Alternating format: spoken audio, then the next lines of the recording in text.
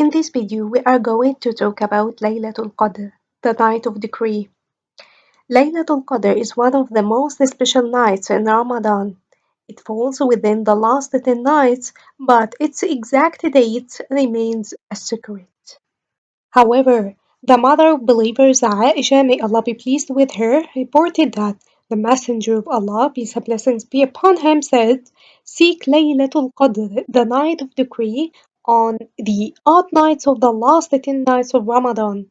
So it's most likely to occur on the 21st, 23rd, 25th, 27th, or 29th night of Ramadan. Laylatul Qadr is a night filled with immense blessings, where Allah's mercy is abundant and prayers are answered. Laylatul Qadr is a gift from Allah, a chance to earn rewards greater than 1,000 months. Can you imagine? One night is better than 83 years.